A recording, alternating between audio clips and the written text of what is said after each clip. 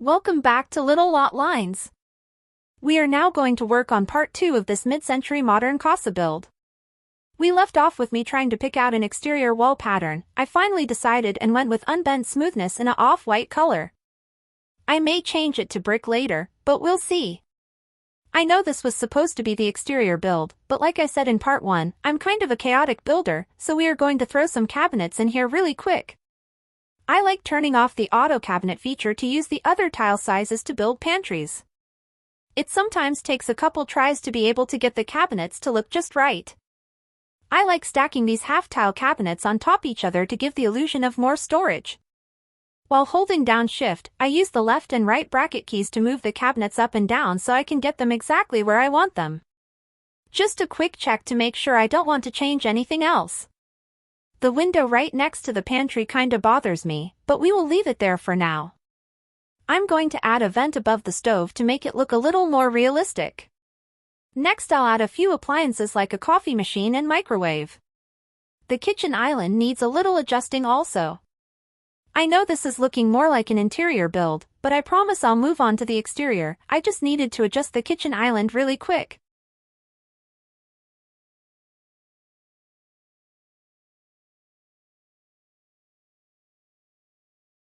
I clearly forgot to record adding the roof, but here it is. I'm going to change the color of the windows and door to a darker wood to match the roof trim. So I lied. I'm going to work on the interior and exterior at the same time. I need to get some lighting in here. I like these pendant lights. I think they match with the mid-century vibe we are going for.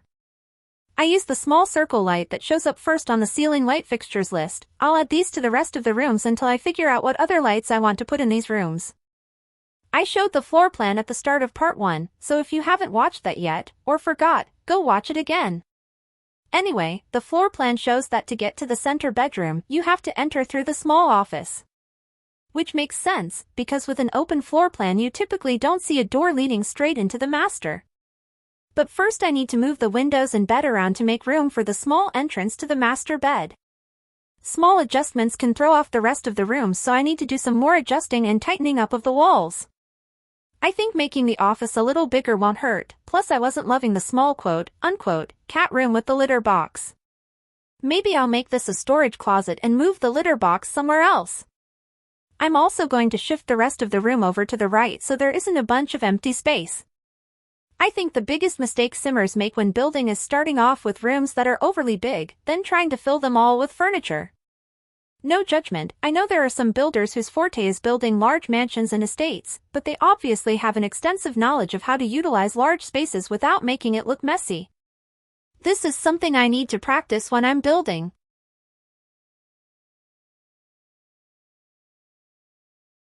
I think I'm finally ready to move on to the exterior, so let's start with the patio. I mentioned in part 1 that I'm not a fan of having the lounge chairs face straight out into the yard.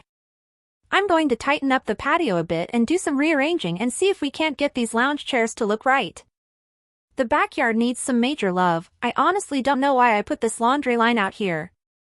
I guess I thought the sim who is gonna live here is super eco-friendly, but I think I changed my mind on that. My plan here was to start on the landscaping, but I noticed that this wall in the office would be perfect for a bookshelf. I also hate that yellow chair. I was just using it for staging, but I have to change it now or my brain won't let me move on.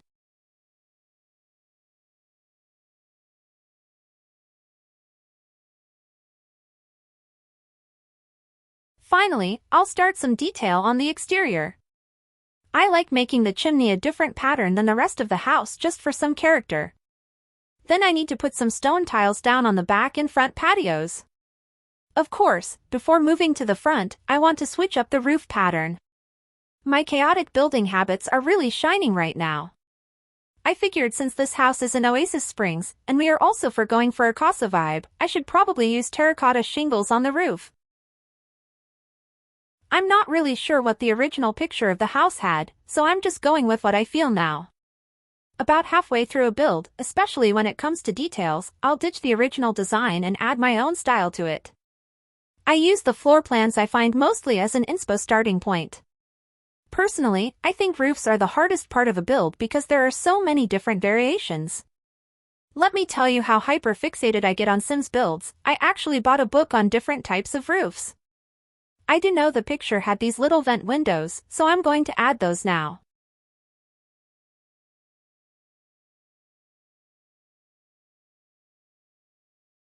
I thought this straw roof pattern would work, but now I'm not into it. A little roofing trick I learned: if you want your roof a certain size, use two of the same roof and adjust the eaves. That looks way better. Now to add a floor pattern to the front patio. I know I was calling this area a breezeway in part 1, but I actually found out that a breezeway is between a house and a garage, which this is not, so we are calling it a patio. Just a few more roof adjustments. I realized that once you size down a room, you have to size down the roof too, which is why the roof looks a little crazy in the back. We'll tighten these eaves up and then move on to landscaping. I'm going to move the house to be more in the middle of the lot to give us more room in the front. Let's extend the walkway and start to build out our garden beds. I like using these CC rocks, which I'll link in the description, because they come in a bunch of different colors, whereas the base game only has gray. I think the reddish rocks are more appropriate for an Oasis Springs build. I mentioned in part 1 that I learned to hold down shift when wanting to place the same item multiple times, so that's what I'm doing here. It saves so much time. I'm going to use the outdoor paint tool to paint some dirt in the garden bed.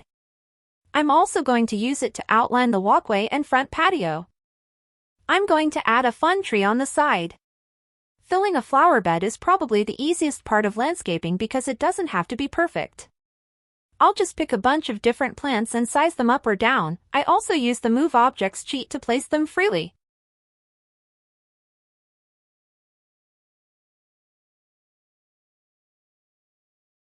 For some balance, I'm going to add a smaller cacti garden on the left side of the house. Then I'll duplicate the rocks from the other garden bed to outline this one. You can't have a garden bed in Oasis Springs without a few cacti. I think I've decided the sim who lives here is going to be a botanist, so having lots of plants is a must. Maybe she is trying to develop a new kind of aloe plant or something. And there we go, we have ourselves some cute front yard landscaping. I really don't have any inspiration for the backyard right now, so I'm just going to move on and start to add some exterior lighting. I always add a porch light in back and in front at minimum. I'll sometimes add some yard lights to outline the walkway, but I think this is good for now. It's always best to switch to the nighttime view when placing outdoor lights so you know what areas need to be lit up. I can't leave the backyard without any plants, so I'm just going to place a little flower bed right next to the back patio really quick. I'll also place a palm tree back here so it blends in with the rest of the Oasis Springs landscaping. I like to add a few plants around the bottom of trees so it doesn't look so random. And that's it for today's build. Hope you enjoyed. Come back for part 3 and we'll finish up the exterior and get to the really fun part, detailing the interior. Don't forget to like, comment and subscribe if you want to see more Sims 4 builds like this.